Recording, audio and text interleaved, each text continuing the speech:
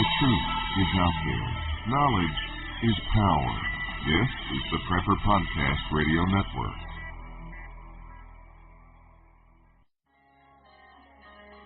The new Be Prepared for Christmas package from Sun Ovens contains everything you need to harness the power of the sun for cooking, water, and dehydrating.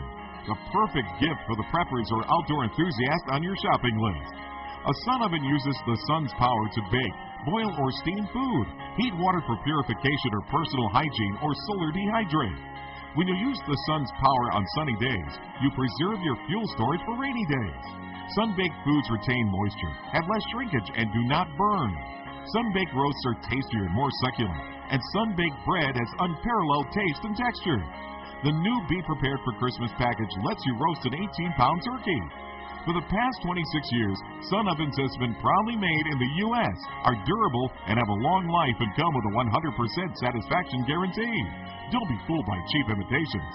For a discount coupon, visit sunoven.com/podcast. That's sunoven.com/podcast. And with winter comes dangerous driving conditions.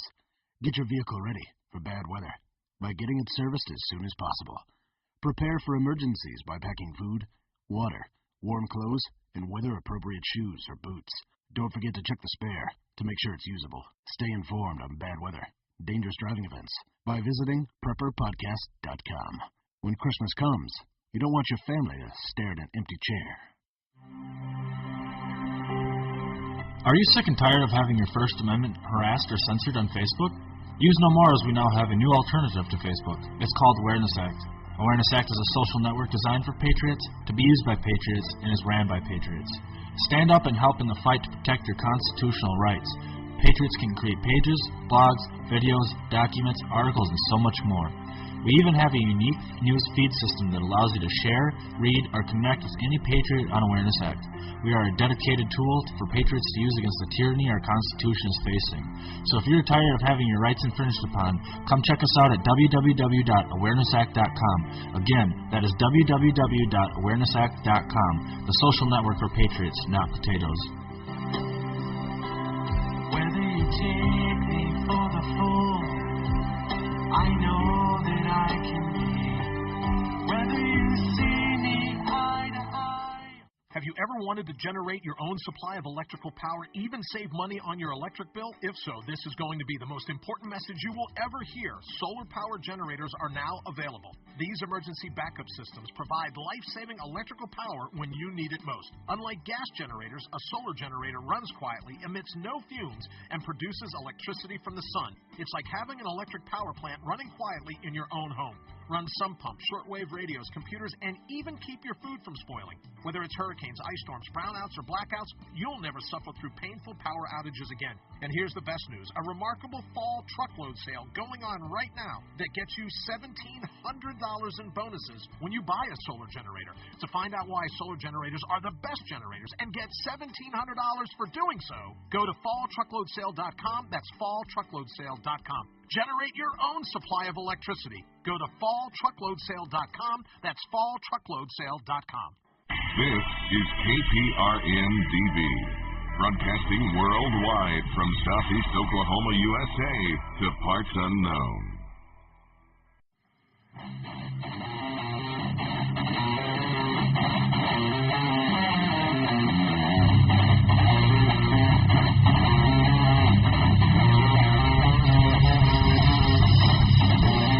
You are now listening to the Region 10 Report on the Prepper Podcast Network. This show is brought to you by OccupyCorporatism.com and your host, Suzanne Posel, giving you the real truth behind the news.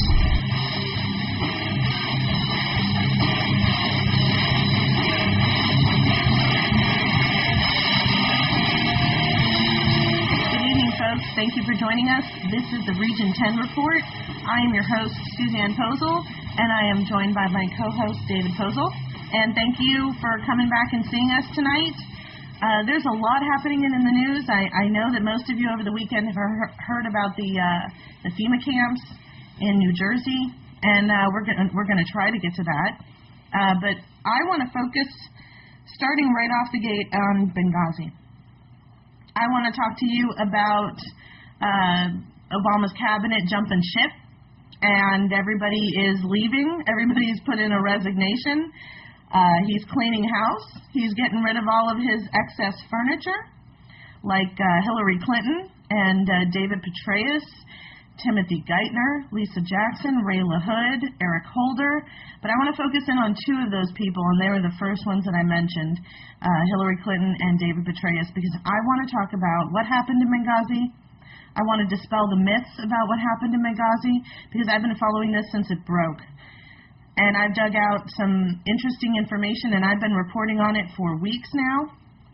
And I want to remind people what exactly happened, why it's important that Hillary Clinton is leaving, why she is refusing because due to scheduling, she can't testify, and Petraeus, who is, in my opinion, the first man in history that has an affair and quits his job. How many men do you know, David, that leave their job just because they got something on the side? None. Okay. So they actually get a promotion, as a matter of fact. Exactly. So, yeah, they're trading up. They leave their wife for their new chick and get a new job and get a convertible and get a toupee. But anyway, I want to talk about what's really going on here. I want to talk about what happened, why it happened, what my research has shown me, and I want to dispel the myths, like I said, because there's a lot of propaganda. It's being perpetrated by the mainstream media.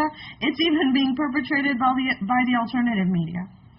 So I want to give you guys a little education. I want to school you guys a little bit. You know, don't take it the wrong way. But there's about 6 or 7 articles on my website that you can go to, occupycorporatism.com. You just put Benghazi into the search engine or the search bar and read these articles. If you haven't read them already, read them again. In fact, if you have read them again. Read it until you get it. Because what actually happened is a lot easier to understand than all the garbage that's been flying around, okay? So let's start off with Hillary Clinton. She puts in her resignation the next day after Obama is selected. I don't think he was elected. I don't think any of these puppets have been elected. So after he was selected, she puts in her resignation, and she says she's tired. And folks, I've seen a lot of pictures of her. I would definitely agree with that. She's looking a little rough. I would say she's tired. I agree. Victoria Nuland, spokesperson for the U.S. State Department and U.S. ambassador to the UN, she stated, oh, I'm sorry, she's not the U.S. ambassador to the UN. That's Susan Rice. I'm so sorry about that. But Victoria Nuland said, I quote, "I don't think the Secretary's plans have changed. You've heard her say many times that she intends to see through a transition of a successor, and then she will go back to private life where she will enjoy some rest, which she looks like she needs it, and maybe do some writing and all of those other things." Hillary Clinton seems pretty set in her plans. Okay, so one of the, there's a couple of successors to Hillary Clinton, which I find interesting. Skull and Bones laureate John Kerry, who's also chairman of the Senate Foreign Relations Committee, Susan Rice, who is the U.S. ambassador to the UN, Tom Donilon, who is the National Security Advisor, I'm sorry, can't read, and Bill Richardson, former U.S. ambassador to the UN under President Clinton. Also Samantha Power. Let me tell you, let me tell you when we get back from this break. We're going to take a really short break, guys, and when we come back, we will get into Clinton and Petraeus and Benghazi Gate. Don't go away. You don't want to miss this.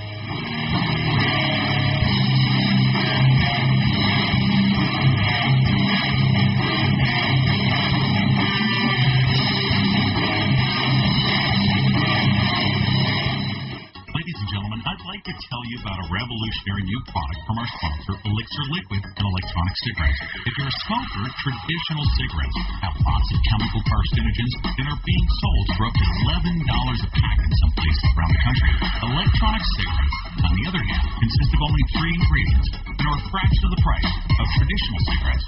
It creates what looks like smoke, but is actually a harmless water vapor while giving you the nicotine your body's craving. Visit our sponsor, Elixir Liquid, at www.futuresmokes.com today. Once you're there, you'll find the hottest electronic cigarettes and accessories and over 100 choices of intensely flavored liquid nicotine. No tar, no carcinogens, and no foul odors. The electronic cigarette truly is the future of smoking. Get an unconditional satisfaction guarantee and a 10% discount with coupon code REVOLT at checkout. www.futuresmokes.com.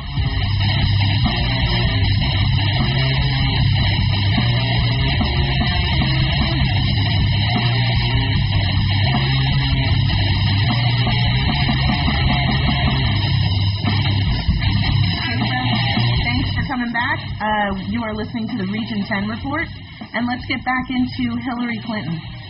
I was about to explain to you Samantha Power. Samantha Power is very important because nobody knows who she is, and she's got a powerful role. She is Special Assistant to Obama, and she is head of the Office of Multilateral Affairs and Human Rights as Senior Director of the Multilateral Affairs on the staff of the National Security Council. This woman was given power when Obama wrote an executive order and then stood on the steps of the Holocaust Memorial a couple of months ago and told everybody that if any corporation does not support the State of Israel and the Zionist regime that runs it, they don't do business here in the U.S. Does anybody else find that incredible? Yeah, right. So if you don't support the Zionists, if you don't support the ideology of colonization and communism and socialism. By force. Well, here in the United States, we just selected the commander in communism, the communist in chief, however you want to say it.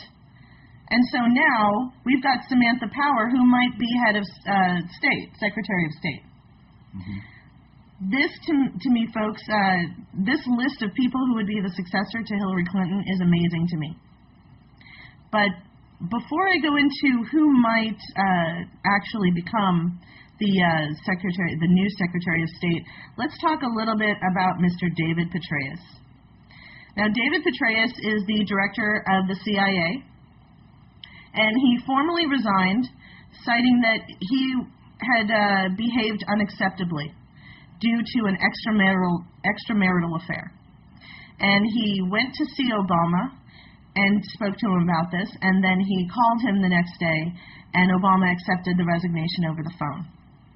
And Petraeus said in a letter that he went to the White House and asked the president to be allowed, for personal reasons, which was because he couldn't keep it in his pants, that he be resigning from his position as the director of the CIA and the DIA.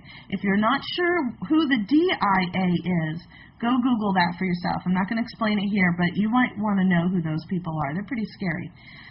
After being married for over 37 years, Petraeus says, I showed extremely poor judgment by engaging in an extramarital affair. Such behavior is unacceptable, both as a husband and as a leader of an organization such as ours. And this afternoon, the president graciously accepted my resignation. Now, here's something interesting. Senator Dianne Feinstein said that this affair should not have resulted in Petraeus' departure. And I agree with her. But then she goes on to say that Petraeus would be excluded. He would not be mandated to attend the hearings that are going to go on this week, folks, on Benghazi. And that perked my ears up. Because he's working in official capacity as director of the CIA. And just because he's leaving his job does not mean that he doesn't have to answer for what he did while he was director of the CIA, right? Mm-hmm. Well, it's true. I think he's just trying to get out of the actual prosecution of the agency. So they can go after him on a personal level, but the agency itself is not going to be stopped. Now, everybody knows already that every single person at the top of the CIA is hand-selected. They're all, Manchurian candidates in the first place. So whoever steps in next, it doesn't really matter. Right. And it may matter to the sense of what they're planning on doing. And, when you say that Samantha Power or, Janet Napolitano is going to replace Eric Holder. That matters to me, and I'm sure it matters to you too.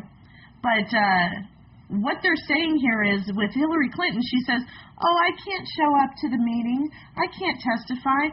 I've got a scheduling conflict. I'm going to be out of the country. Oops, I'm sorry. I'm busy. Yeah. She's busy. She's helping run this country, and she's busy. You know why she's busy, folks? Let me explain some things about John Christopher Stevens. He was promoted less than a year through the ranks from a Pearson Fellow of the Committee of Foreign Relations to U.S. Ambassador. And that promotion, to me, in my opinion, is questionable. He started off as a diplomatic lawyer. He was a foreign exchange student in his youth, and he was versed in multicultural government programs. In other words, he was trained in black ops. Okay, folks? He was deployed to Jerusalem as a political officer and deputy principal officer, as well as working under the title of economic officer in Israel. So he's working for the Zionist regime, okay? And he's a foreign exchange student. And he's studying in black ops. And he's a diplomatic lawyer, all right? Between 2007 and 2009, Stevens was a special representative to the National Transitional Council. This is very important, folks, because the National Transitional Council is the de facto terrorist government that we put into place after we went over there and shot Gaddafi. And the reason why they are a legitimate government is because they have a seat at the UN.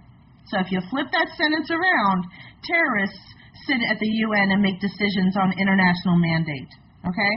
So this man is a special representative to the National Transitional Council between 2007 and 2009.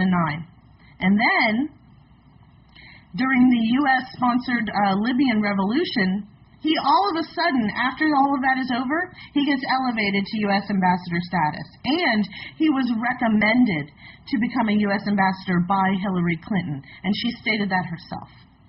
So, folks, sounds like to me this man is an asset to our country. What does it sound like to you, Dave? Yeah, CIA asset. It's a lot of this is the same story that Obama had, as a matter of fact. Right, Obama was groomed from birth. But in the same ways. He just became a constitutional lawyer instead. Really, it's the same. Right, and his handlers were all communists and socialists. Exactly. So here we have a man, Ambassador Stevens, who is groomed as a child, and he becomes very empowered. And he becomes a U.S. ambassador because Secretary of State Hillary Clinton decides, yeah, this is the best guy for the job. Why is he the best guy for the job?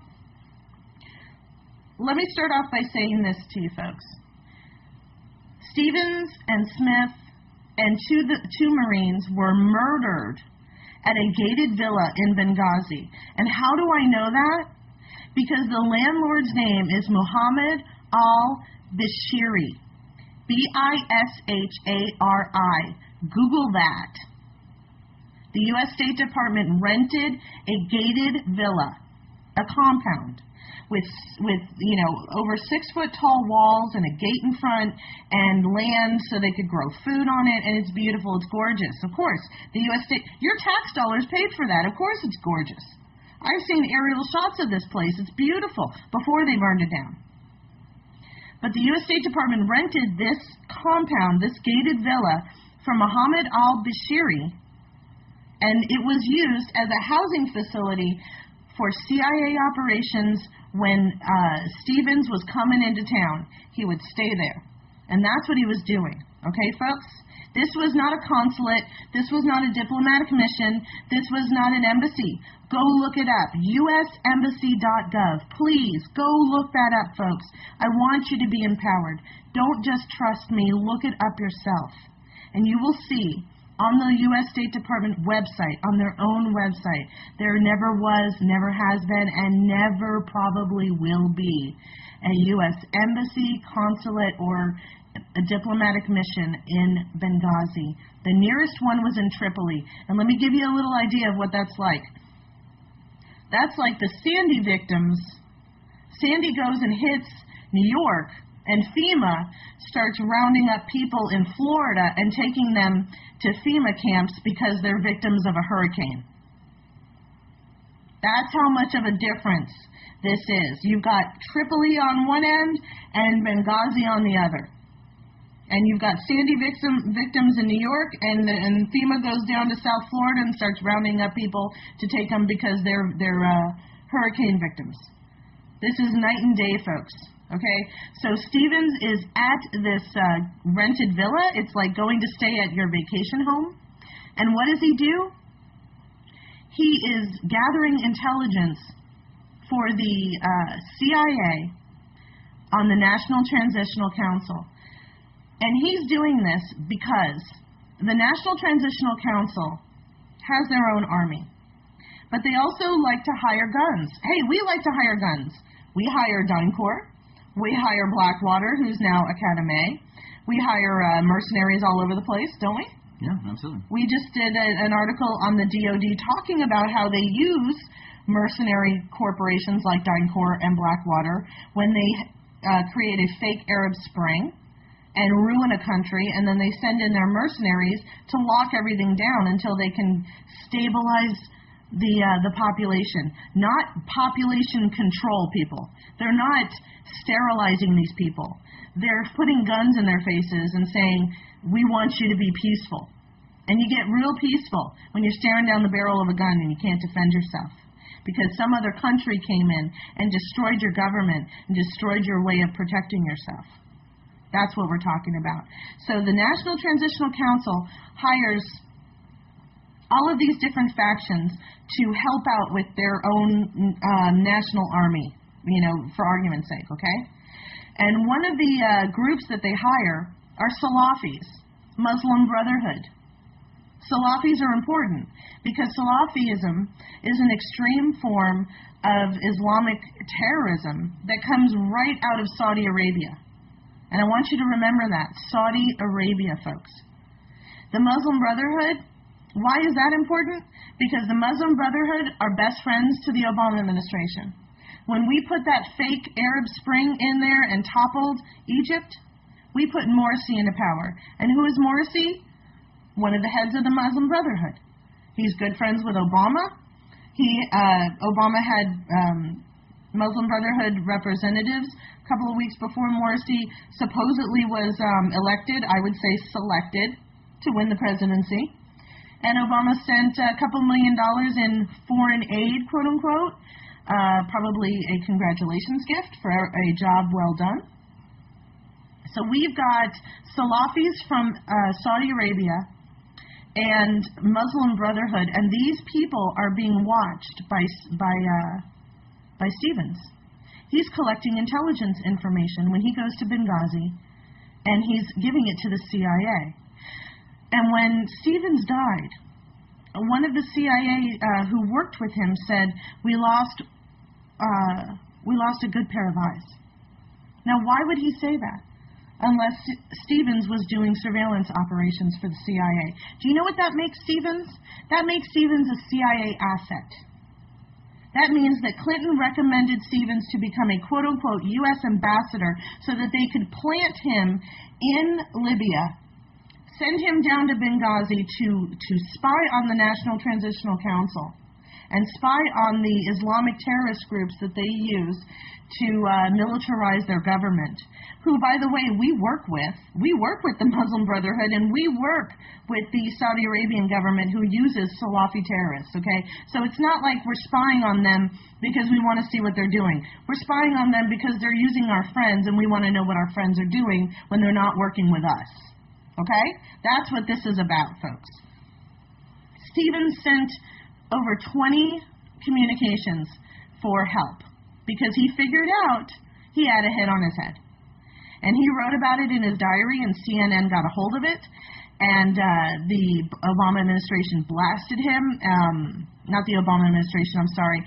Hillary Clinton came out and blasted, and the State Department blasted CNN for publishing the diary, but it said right there that he knew that he had a hit on his head.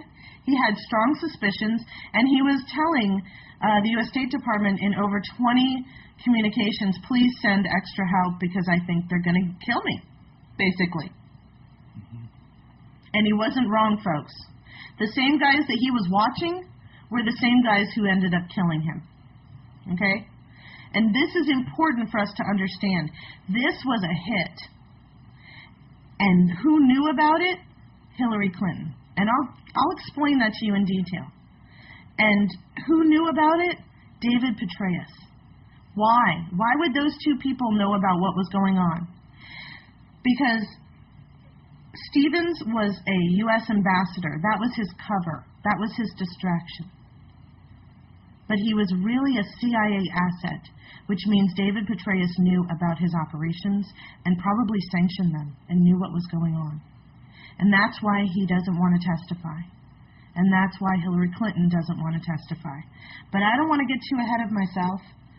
I want to know, I want you guys to know what's going on, and I want you guys to understand this in detail. That's why I'm going to spend as much time as it takes tonight. I might not even cover anything else. I really want you guys to understand what happened there, okay? So we're talking about a truckload, 20 pickup trucks with Salafi terrorists show up, okay? And they've got machine guns mounted on the top of their trucks. I want you to picture this. It's in the middle of the night.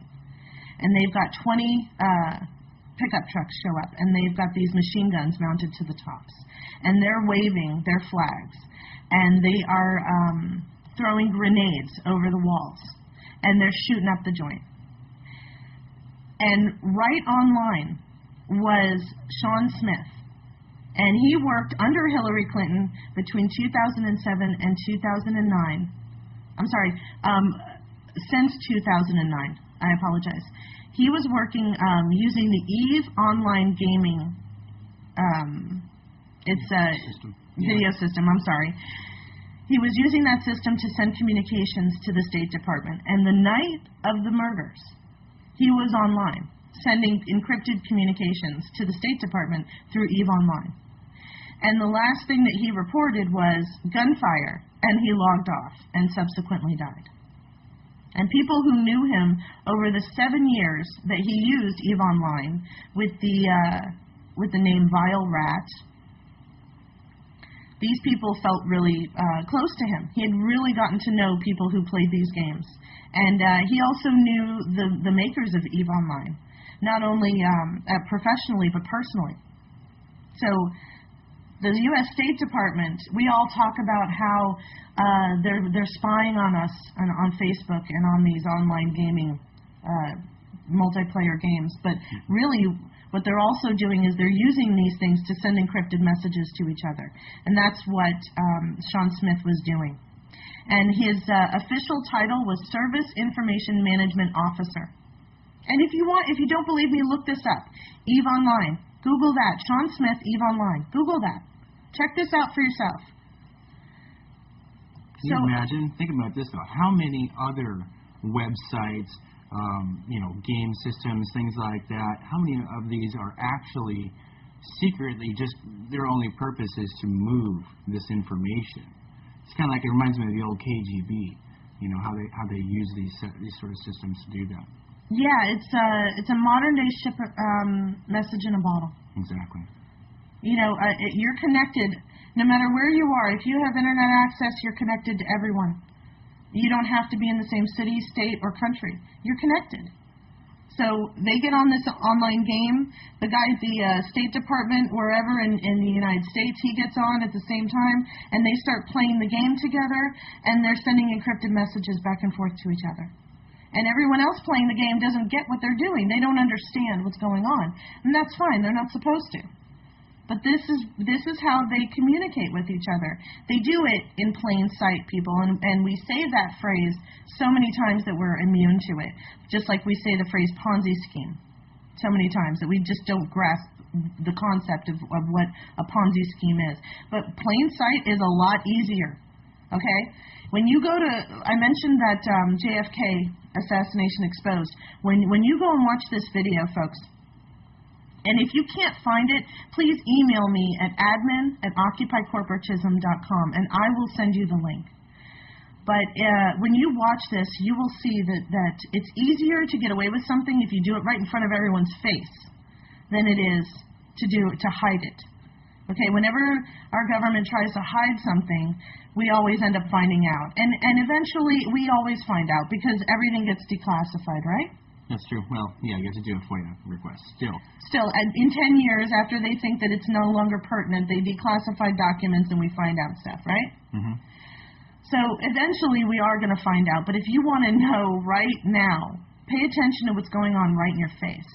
Don't look around the screen. Pay attention to what's going on right in front of you, and you will always see what's happening. And that's what's happening here with this Benghazi gate. Okay, folks?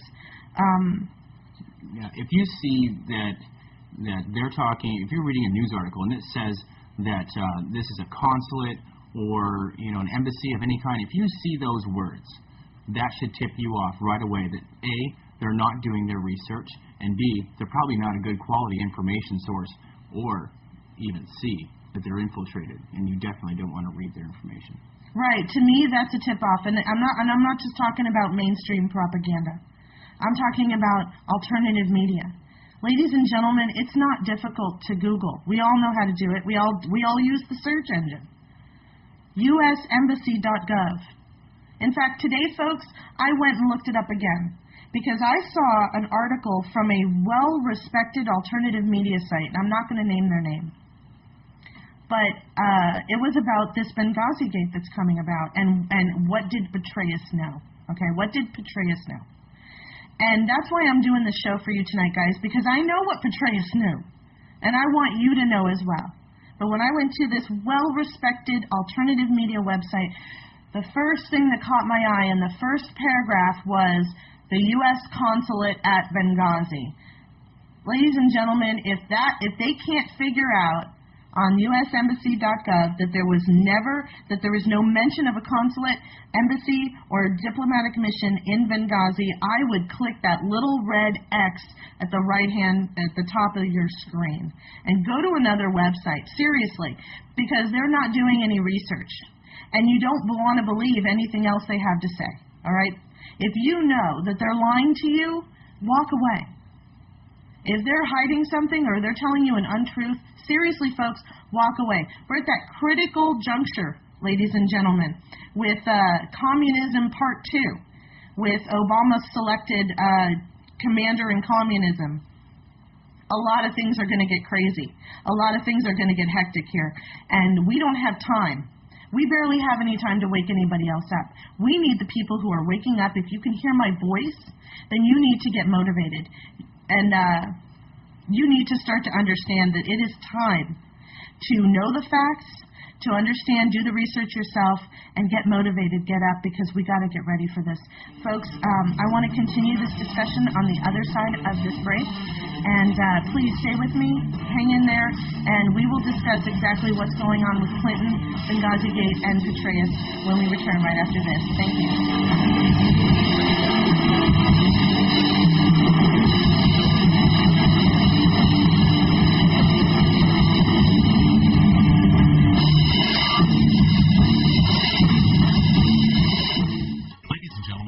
Tell you about a revolutionary new product from our sponsor, Elixir Liquid and Electronic Cigarettes. If you're a smoker, traditional cigarettes have lots of chemical carcinogens and are being sold for up to $11 a pack in some places around the country. Electronic cigarettes, on the other hand, consist of only 3 ingredients and are a fraction of the price of traditional cigarettes. It creates what looks like smoke, but is actually a harmless water vapor while giving you the nicotine your body's craving. Visit our sponsor, Elixir Liquid, at www.futuresmokes.com today. Once you're there, you'll find the hottest electronic cigarettes and accessories and over 100 choices of intensely flavored liquid nicotine. No tar, no carcinogens, and no foul odors. The electronic cigarette truly is the future of smoking. Get an unconditional satisfaction guarantee and a 10% discount with coupon code REVOLT at checkout. www.futuresmokes.com. Do you owe the IRS more than $10,000? Well, it happens to the best of us. Just ask Charlie. I was a pro NFL player, defensive back. Yes, I did get a letter from the IRS. It's a scary thing, even for a big man like Charlie. Well, man, when you see those dreaded letters, capital IRS, $60,000, man, you almost drop to your knees. You know, they were trying to levy my accounts, garnish me, real bad situation. Charlie found out about the law offices of Craig Zimmerman. I heard their commercial on the radio. I said, well, hey, let me give him a call. It was like talking to my brother, talking to a great friend. I called Craig Zimmerman, and they put a stop to it. You'll love the way they do business. Like we say in the NFL, they never dropped the ball. They did a great job for me. You may be able to significantly reduce your tax debt. Call the law offices of Craig Zimmerman and get your game plan. 800-638-0727. Craig Zimmerman, they threw a touchdown for me. Call now and find out how much you can save. 800-638-0727. 800-638-0727. Hey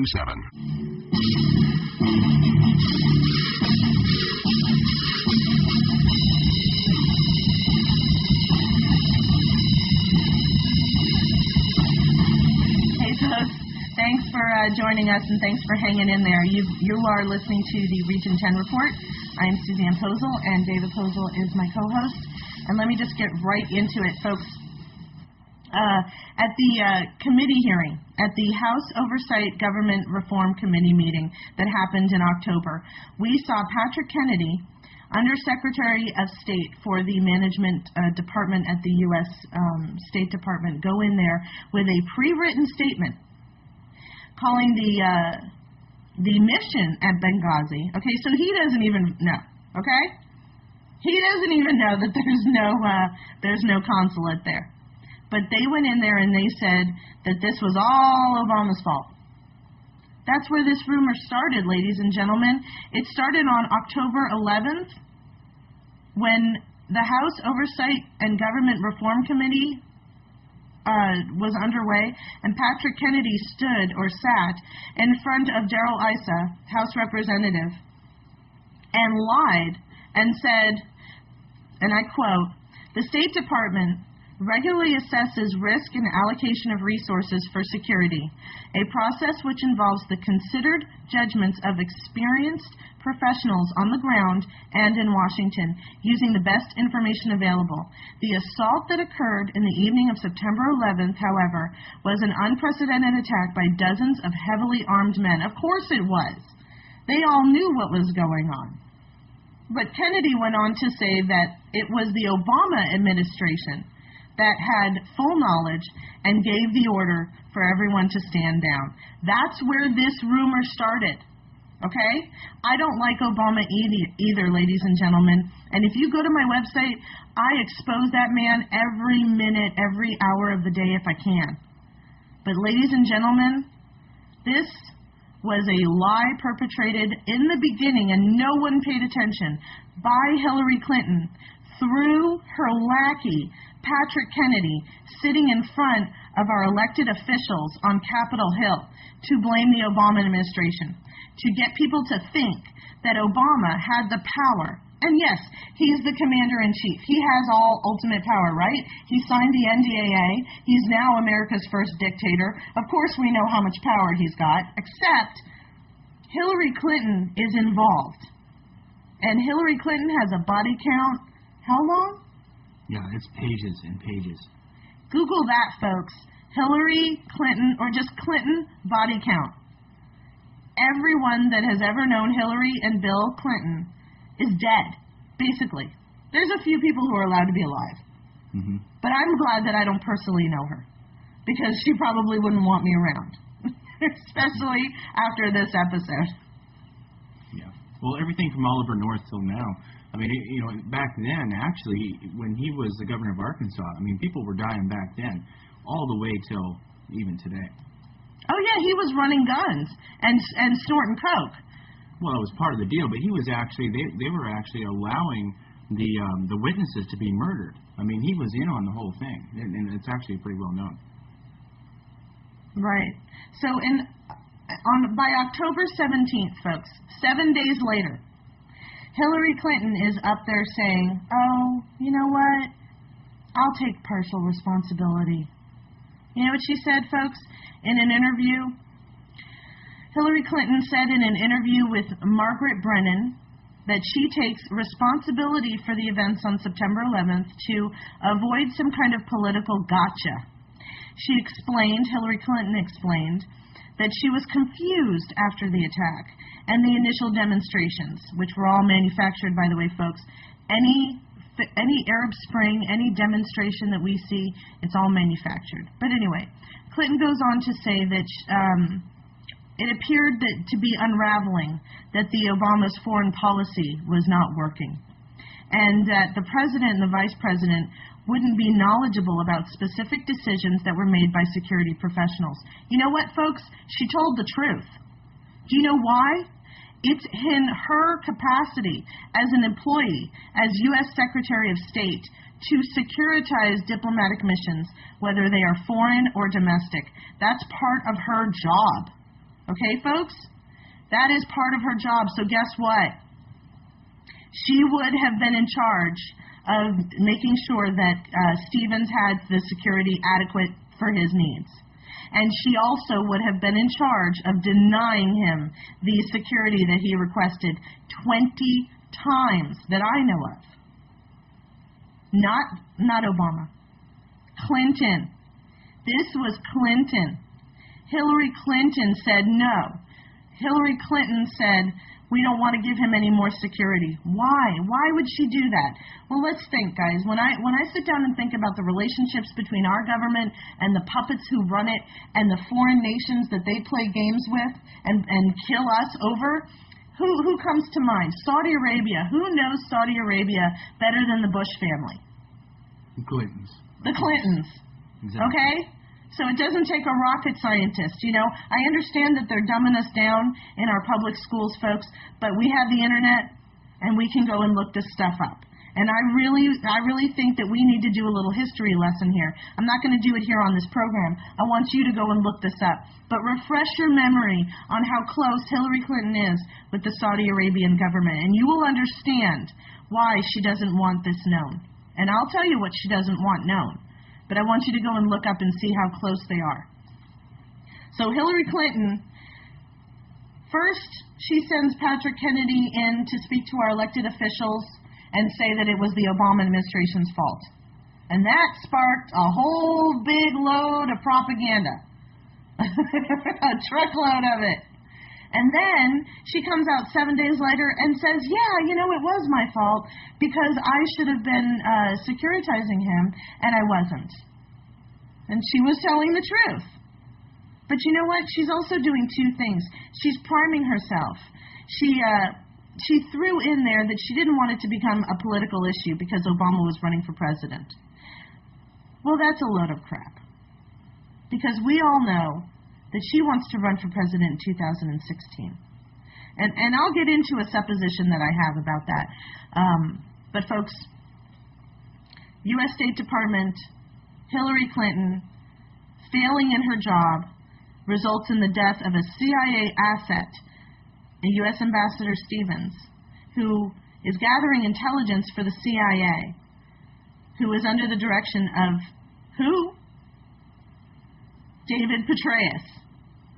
And he's resigning too. Why? Because he had an extramarital affair. Yeah, right. Exactly. Yeah, I get that. I think that's just a big load. Ladies and gentlemen, there's a cover-up every time. And our government, they play stupid in front of us. I mean, look at Bush Jr.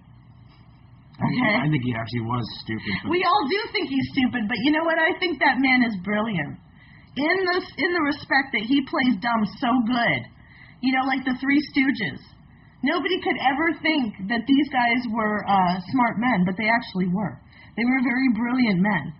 They were shrewd businessmen, and they are known for being bumbling buffoons, right? Mm-hmm. And we can't think of them any other way. So Benghazi Gate continues because now we've got Glenn Beck, the champion of the mainstream alternative propaganda.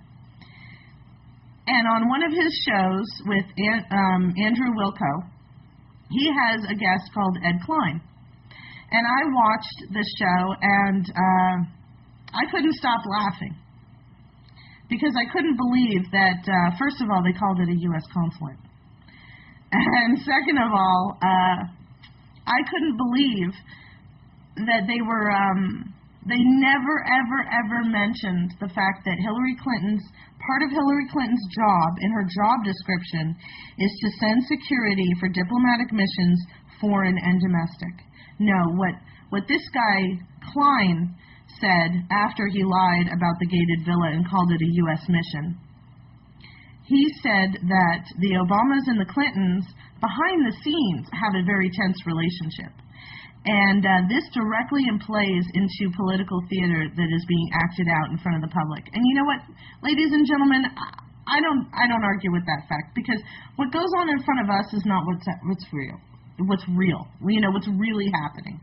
They argue back and forth. It's like in the alternative media. There are some people in the alternative media who claim to hate each other, and they argue back and forth. Some radio show hosts argue with some other radio show hosts in front of each other, but they all go to dinner, and they pick and choose which fights they're going to have. And we just see the fight. We don't actually see them coming out of the restaurant shaking hands and laughing and having a good time, and their wives planning on getting together for a barbecue next weekend. We don't. So, to be honest with you, I don't doubt that. But what I do doubt is Hillary Clinton's husband is arguing with her that she has information on Obama's involvement in Benghazi, and she just won't come out with it because she doesn't want to incriminate Obama. And this all happened, folks, before the elections. But she's holding this. She's doing a good thing. She's doing what's best for her country and her Democratic Party, and she doesn't want to incriminate her commander-in-chief. So Bill Clinton and Hillary Clinton are having fights, if you can imagine, in their kitchen late at night over this garbage. None of this is true. How does this guy Klein know this? Seriously. Is he sitting outside their window, their kitchen window, peeking in and watching the Clintons fight over this? This is all rhetoric. This is all... Look, just before Obama was selected, everybody was sure that Romney was going to get it. Even I did. I thought that Romney was going to be president. I was very sure that the global elite were done. Obama was way too communist, way too quick. And his vie for power as a new dictator, as the very first American dictator, was overwhelming. And so I really believe that they wanted to put Romney into power because Romney is just eloquent enough to put everyone to sleep. And I mean that literally. I don't even know how they sat in their conventions and listened to this man without, catching some Z's or falling asleep and taking a little nap. So I really thought that Romney's job was to put us back to sleep and get us ready for World War III. But they selected Obama. So I think we're kicking it in high gear, but I'm going off on a tangent, and I tend to do that. Let me get back to Benghazi. Klein contends that the Clintons' request for more security for Benghazi would have gone through Central Intelligence Agency, Special Operations, or the Pentagon, and therefore the ultimate authority would have been the President of the United States. This is where Petraeus comes in, because Clinton and Petraeus know that Stevens is really a CIA asset. His cover, folks, like I said earlier, his cover is that he is a U.S. ambassador. He's not really a U.S. ambassador. He's a gun runner. He's running guns from Saudi Arabia to Libya.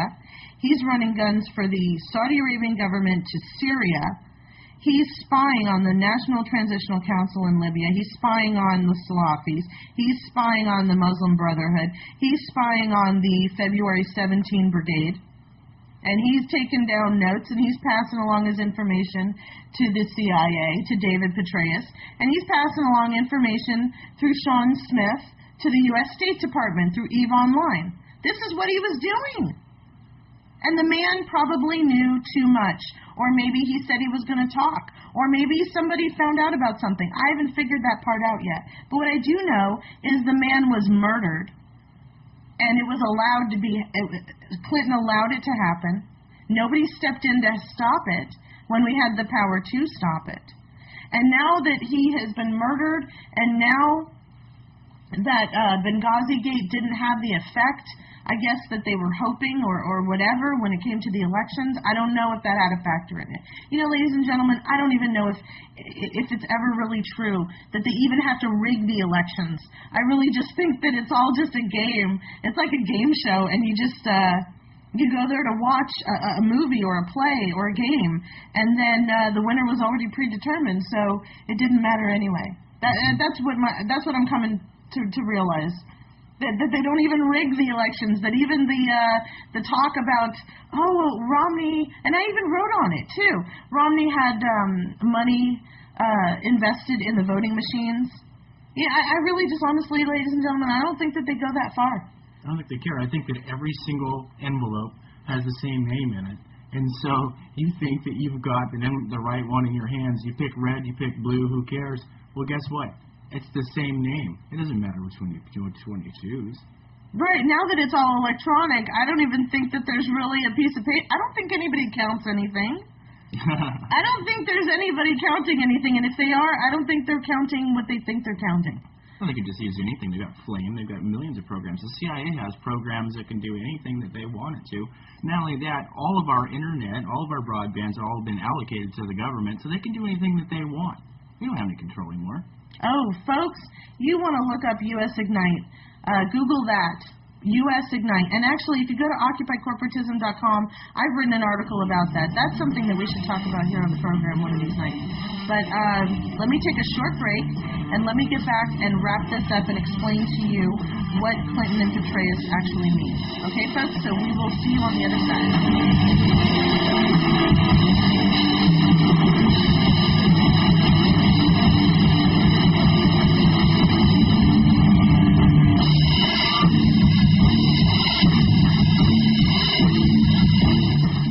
Did you know there's a way to legally wipe out your credit card debt? Stop harassing telephone calls? Even stop foreclosure and repossession? I'm talking about Chapter 7 of the Federal Bankruptcy Code. Federal bankruptcy laws were designed to get the creditors off your back and give you a fresh start. Imagine waking up one morning without stressing about debt. It's true, and it could be you. Call right now at 800-281-2286 to see if you qualify for this powerful debt relief program. We're the law offices of Craig Zimmerman. Craig has been a practicing attorney for 17 years and has an A+ Better Business rating. We know how to make the law work for you to give you a fresh start. We provide a free initial confidential consultation. Don't spend another day wondering what to do about your debt. Call 800-281-2286. The consultation is free, and so is your phone call. You have nothing to lose but your debt, so call now at 800-281-2286. That's 800-281-2286. Office is located in Dallas and Santa Ana, California. Hey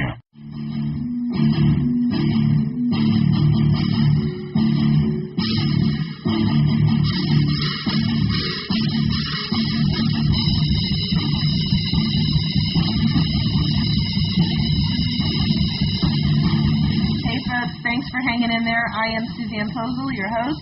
You're listening to the Region 10 Report, and I've got David Posel as my co-host, riding shotgun. I like to say that. I like shotgun. I like AK-47 too. Don't worry about that. Well, you know what, ladies and gentlemen, just as a side note, I wrote an article last week that you might want to check out. We all kind of sighed a little bit when the UN Arms Trade Treaty could not be ratified. They couldn't get their act together. So we all collectively went, but guess what? They're back. They didn't go away. They were just hiding. They were just hanging out. They were just having more talks. They're coming back in March, and they are going to decide how they're going to take your guns. Not when, because they already know they are. Not why, because they already know why. They want to disarm the world. But they just need to figure out exactly how to do it. So they're going to do that in March in New York. So be on the lookout for another James Holmes and another Sikh shooter. Right. Who knows what it's going to be this year. Exactly. And Senator Dianne Feinstein, she's already talking about a proposed ban on guns, and she's trying to figure out which kind of guns she wants to ban. And, look for another Sikh shooter. Look for a lone gunman. Look for a supposed, they're going to keep villainizing our U.S. veterans and calling them white supremacists, and we're going to see a lot more than that. And don't be surprised, folks, if Doug Hagman's DHS informant was correct, don't be surprised if we see an attempt on Obama's life. It could be. It would be perfect. That would be the perfect way to get rid of our guns, wouldn't it? Yep. White supremacists, 911 tattoos, U.S. veteran, and so they set this guy up like they did Nafis a couple of months ago with the the FBI foils another one of their terrorist plots, right? Yeah, make up your own problem. Yeah, gotcha. Exactly. So listen, folks. David Petraeus. Let me get back on topic. David Petraeus. There is no way that a CIA asset is not under direction of the CIA. There's just no way. David Petraeus knew what Stevens was doing in Benghazi, and he probably got reports on his desk daily. And Clinton knew what was going on because she was facilitating the cover of allowing Stevens to be called a U.S. ambassador when he was really working for under the CIA. So he's collecting this evidence, and the National Transitional Council probably got wind of it and realized, hey, wait a minute, this guy is, why is he watching us? Why is he spying on us? Why is he collecting evidence? Why is he collecting names? Why has he got secret oil contracts between the Saudi Arabian government and the U.S. in that gated villa over there? Let's see if we can get some of our Salafi brothers together, and we'll go kill that SOB. Let's call that a counterintelligence mission. Right. Exactly. So the terrorists that we work with and a sympathetic terrorist government, which I'm calling the Saudi Arabian government here, gets together and says, look, we don't know what you're doing with all of this intelligence, but we sure as hell don't like it. And we're going to just kill your guy. And that'll send a message to you not to do this kind of crap again. That's probably the real conversation going on at the Clinton household at night. Bill's getting a phone call from his good friends saying, hey, we're going to take this guy out, so I think you better come up with a story and better do it fast. Right, exactly. And so Clinton says, look, I'm just going to resign. Right, I'm tired. I've been doing this job forever. First I was the wife of a president, then I was a senator, then I was a congressman, and then I was U.S. Secretary of State. And by the way, I tried to be president, but Bilderberg said I couldn't be president, so I'm going to go home and whine and cry and maybe put some oil of Olay on my face and get rid of some of these wrinkles because I'm real tired. Yeah, right. Yeah. I don't think so. Globalists don't sleep. Okay, ladies and gentlemen, this plan has been going on for so long that then they're so friggin' close. They are so close. That's why I'm telling you, we need to wake up, and the ones that are woken up, we need to get ready. We need to start getting our T's crossed and our I's dotted, and we need to get prepared. I'm not trying to scare you or anything, but let me just mention the fact that they're taking Sandy survivors. And this is out of CBS News, and I know that all of you have seen this already, and I'm probably, reminding you of things that you've already read about. But they set up FEMA camps, and we were talking about this in the alternative media for many years. In fact, longer than I've been in the alternative media. And now, and then before, earlier this year, we were talking about them being activated. Mm-hmm. And now, if you were victimized in Sandy, you're getting sent to a FEMA camp, or you're getting sent to a prison that's been activated. Or you're getting sent to a shopping mall, which, by the way, folks, I reported on this a couple of months back when DHS and Goldman Sachs got together with Simon Properties and decided to not only pump and dump their stock with Goldman Sachs, but socialize and organize with DHS and Janet Napolitano. And now they're ushering people into shopping malls to go and live. And they're using trapwire. Well, they're using trapwire, but they're using radiant RFID. Okay, go Google that. 4 days before Sandy even hit, the DHS department in New Jersey and the state of New Jersey got together with RFID, radiant RFID, and they signed a 5-year contract to chip evacuees in disasters or terrorist disasters or man-made or natural disasters. And if you watch Dutch Sense, you know that this Sandy thing, it's a combination of man and nature. Because nature created the storm, and some guys at HARP just kind of pushed it along up the East Coast and made sure it hits the target, right? Yeah, and you think that Obama wasn't involved in that? Get real. Not only that, why do you think Chris Christie and Obama are shaking hands the day after the disaster? Like, that's a great thing. Well, they're shaking hands because now all the people in New Jersey who are going to these FEMA camps, they may be getting RFID chipped so that they can GPS them and find them. And evacuees who are all RFID chipped, they just have to switch on your RFID chip and they can find you. And they say, oh, it's good. You could find your pets. You could find your daughter. You can find your wife. You all get a chip with the same code in it? So this is the first really successful mission outside of the prison system where they've taken actual normal people, chipped them, put them into actually what were abandoned Well, prisons. we haven't had confirmation that people are being chipped.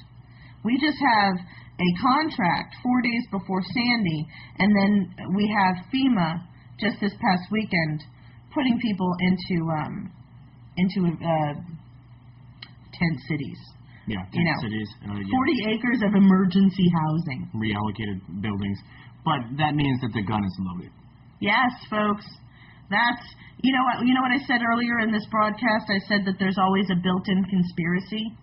Ladies and gentlemen, of course HARP was used, okay? But that's the conspiracy part of it. That's the part that they want all the people in alternative media to focus on. What's really going on here is Sandy is a beta test to see if you're cold and hungry sitting there in New Jersey and FEMA comes up and says, we've condemned your house. And by the way, you're under martial law. And you don't have a choice. We got a warm blanket. We got a juice box.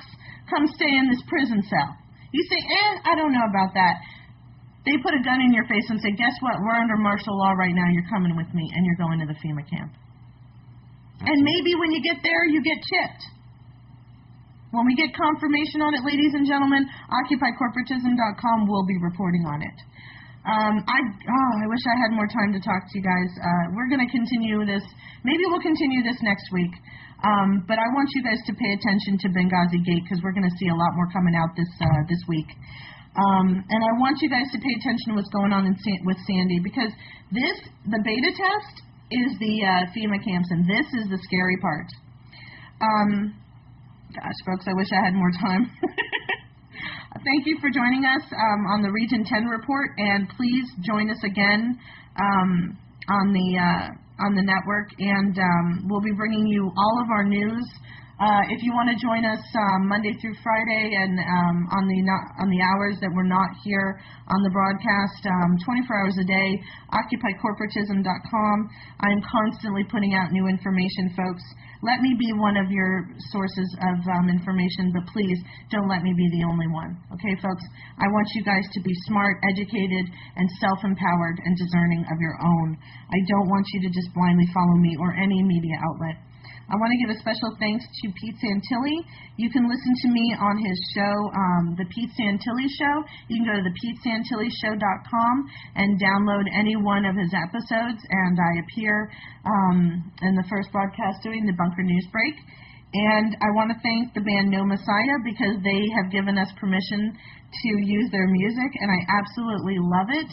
and you should check it out if you like the music that we play here on the broadcast. Check them out. They're a band called No Messiah, and they've got lots of albums. They're out of Canada, and they're good guys. I know them personally. They're great.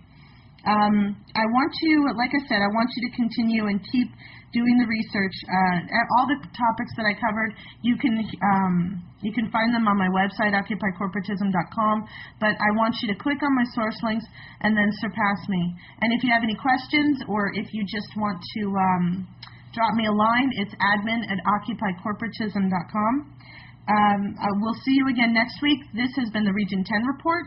I have been your host, Suzanne Posel, and my co-host, David Posel. Thank you for joining us, and have a good night. This has been the Region 10 Report, a weekly broadcast on the Prepper Podcast Network. You can read all of our articles at occupycorporatism.com. Keep up with us daily on the Pete Santilli Show. Special thanks to the band No Messiah, who provides all of our music for the show. We'll see you here next week for another episode